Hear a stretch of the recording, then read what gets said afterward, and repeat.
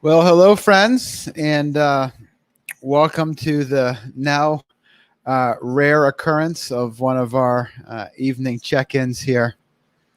It's no, there's nobody here yet, Anna. So come with me. Let's see if anybody joins us here.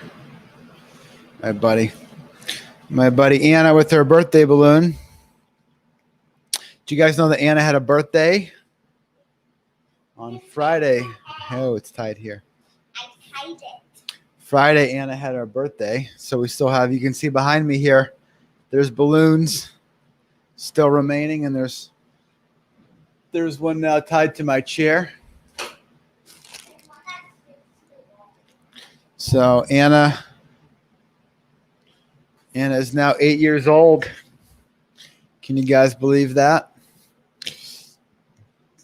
Caleb will soon be 15. Man, am I getting old. Next year sometime he'll be driving. And many of you remember when Caleb was born. Princess. We were just thinking the other day about Caleb's first birthday party.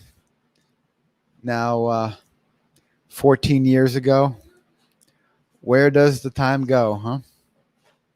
So, in any case, if you're here with us this evening, then feel free to let us know who's along here for the ride as we spend these few moments together here this evening. It's hard to believe that it's even been, as we talk about, time going by so quickly.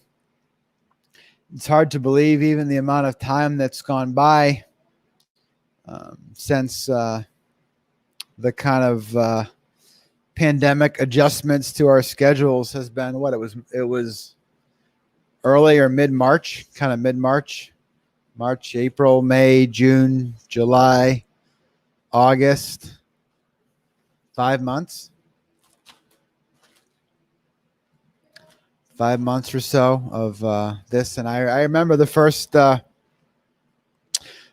time I jumped on here for a little video and talked about how the challenge for us to kind of grow stronger even in the midst of the challenges that we faced. And so I guess that's something for us we can each kind of think about for ourselves, kind of how things have gone for us in the midst of this, and certainly external circumstances. Things have been interesting to say the least. So in any case, it's good to see you, Linda, and Charlie and Riley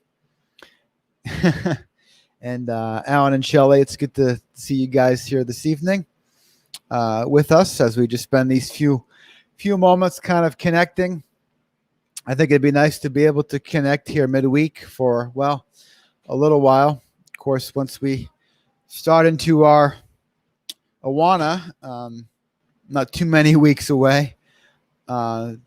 Hopefully, I'll not be able to do at least Wednesdays, but I'd like to at least be able to check in once a week, midweek. And I do apologize for not kind of going from a lot to a couple to none with these check-in videos here in a relatively short period of time.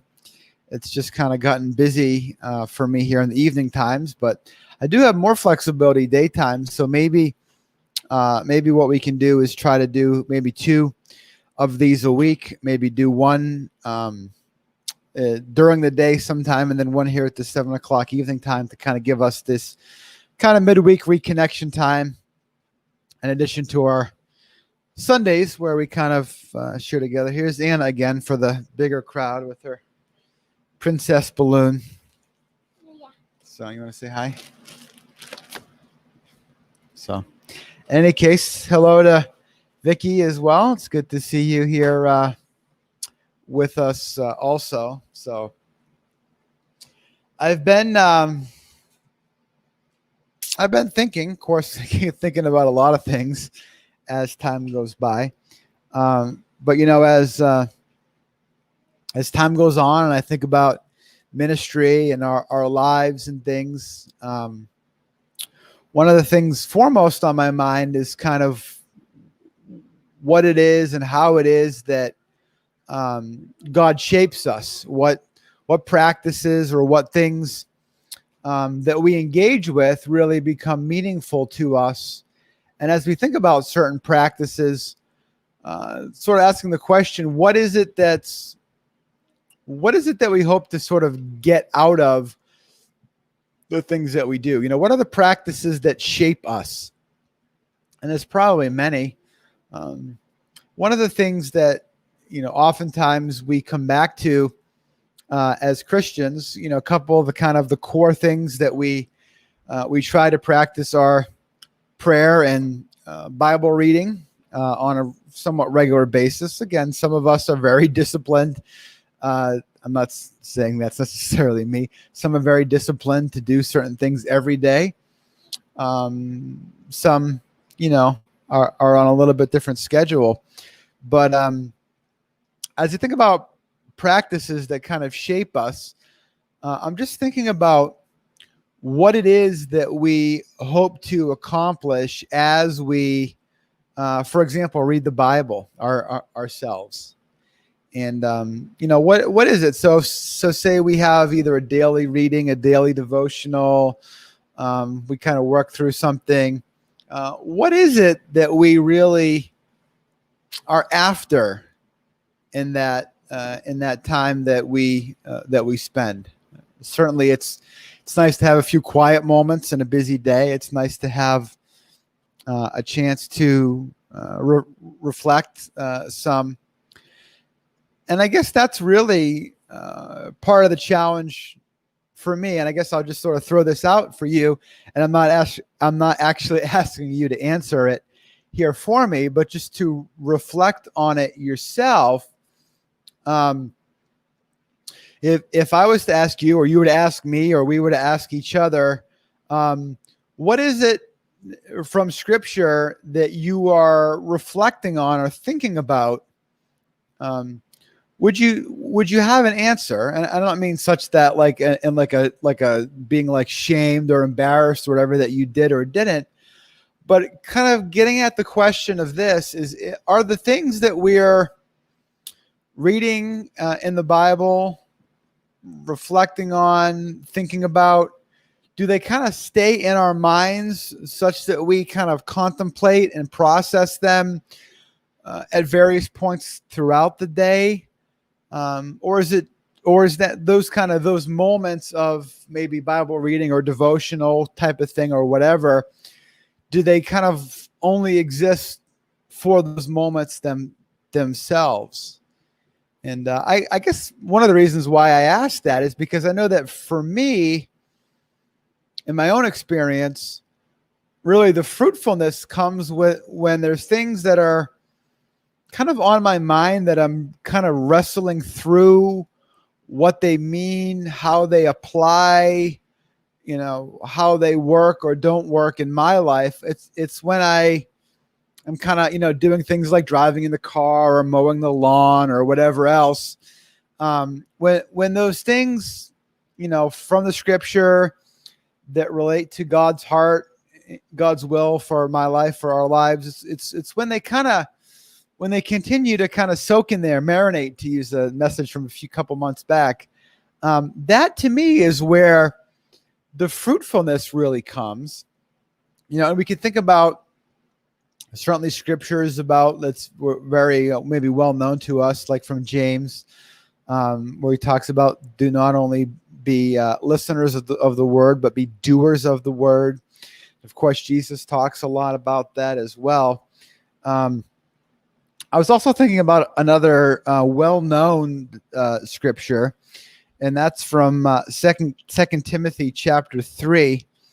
Let me focus in on verse 16 a lot. That Paul here makes a statement about the Bible, and usually we offer that statement, and I'll read it in a minute with a little bit more context. A lot of times we offer that statement as kind of a proof text for the Bible being inspired, and it works for that. But there's even more, I think, to it practically than just that. As clamors for a little attention here in the midst of this. So let me read a few verses. This is from 2 Timothy chapter 3. I'll start in verse 14 here along the way. He says, "But as for you," this is a person to person. This is kind of a mentor to a kind of younger person who he's invested a lot in here, right?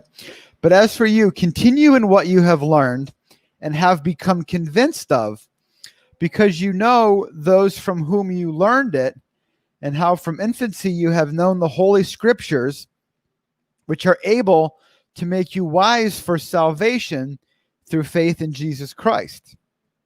All Scripture is God-breathed," and that's the statement that we kind of fall back on a lot, on the inspiration of Scripture.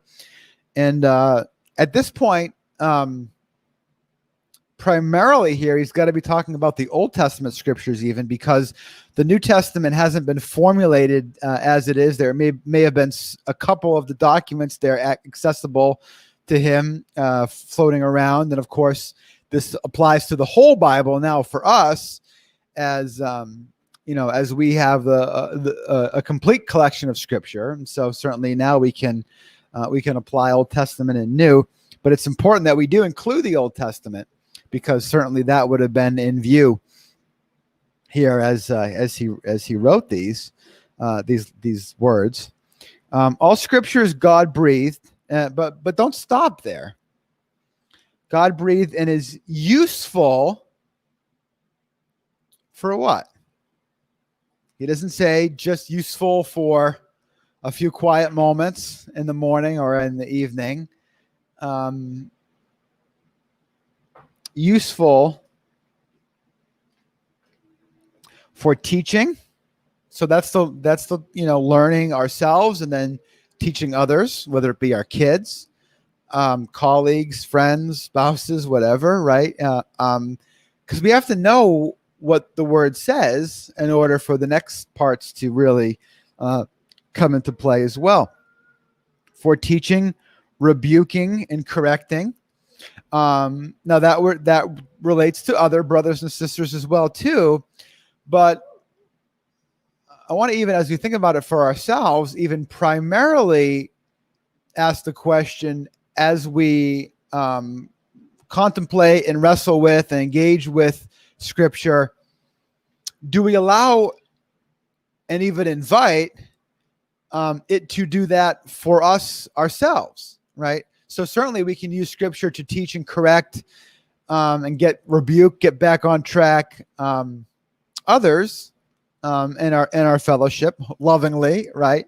Hopefully, but also for ourselves.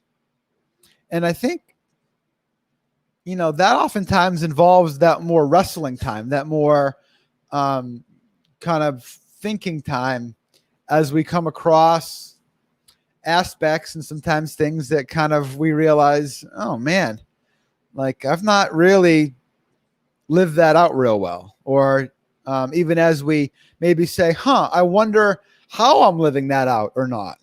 How I'm learning, as the Great Commission says, learning to obey, to listen, to follow, to actually do everything that Jesus commands, to maybe allow those words to sink.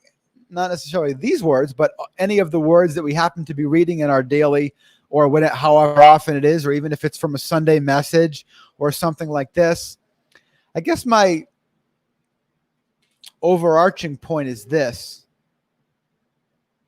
can we capture what it is that we're reading or learning in such a way that it kind of sticks in our minds and that we think about it throughout the day? Maybe at the end of the day, we spend a couple moments kind of reflecting back and thinking about, how did that day go? What were the what were the times where, I kind of fell short, and why did that happen, and how did that happen? Because if it's just for those few moments, again, that's good. It's good to have that quiet time. It's good to have that reflecting time, and any, anything in the Word is better than nothing. Certainly, I would say. But anyway, all Scripture is God breathed, is useful for teaching, correcting, rebuking, and training in righteousness. Right. So, training, life, discipleship is a process. Right. And part of that process is wrestling with or engaging with Scripture, with Jesus's teaching, with other teaching throughout the Word, and how to apply it to our lives, so that there's a purpose. It's the next verse 17. So that the servant of God may be thoroughly equipped for every good work. So this is the point of Scripture. Right. This is the point of our study of it, our reading of it, our engagement with it. It is to know, it is to learn, it is to be encouraged. But ultimately, the purpose that flows out is that we would become equipped, thoroughly equipped for every good work. Right. That it would shape the way that we live. So, to bring it kind of back full circle to what I started with kind of wondering about before we actually even read these scriptures, is that something for you where it's become, or if not, how could it become more that the things that we read, whether it be daily, weekly, occasionally, whatever, continue to dwell in our minds, such that, again, if we were just sort of hanging out, if we were having a coffee together and you asked me, hey, what are you reflecting on? What are you thinking about? What are you processing? What are you trying to apply more in your life?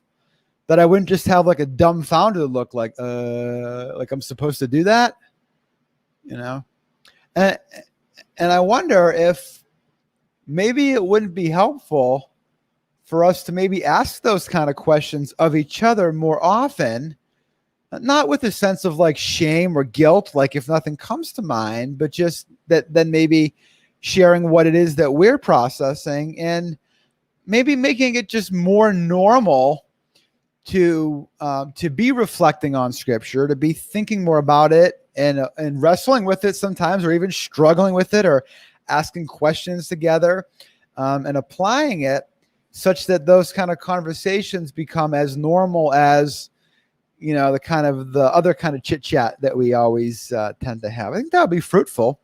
So, any case, I just wanted to share those few thoughts that were on my mind here today. I appreciate you joining me here, and maybe I'll jump on again soon and maybe share something that else. I guess that's kind of what I do when I do these little videos, is the things that I kind of tend to talk about when I hit go are those things that I am processing or wrestling with, And again, as I've said before recently, my goal isn't to give you sort of prepackaged nuggets to sort of take away, but to sort of, and I said nuggets, like chicken nuggets. My goal isn't to give you little candies. She's sitting across from me here, little face. Things to just sort of take away and absorb, but to try to continue to invite each other into this process of how do we engage better with Scripture in community, as friends, as brothers and sisters, as small groups and larger groups and conversations. How do we grow in that together? That wrestling with things, that application of things. I think we're doing that some on Sunday evenings. Those who are coming out here, I think we do that in our smaller groups sometimes better than in the bigger groups. But let's continue down that path, okay? Because I think that's where a lot of fruit comes, and we certainly want to bear a lot of fruit. So, thanks, guys. I love you all, and I'll see you soon. Bye.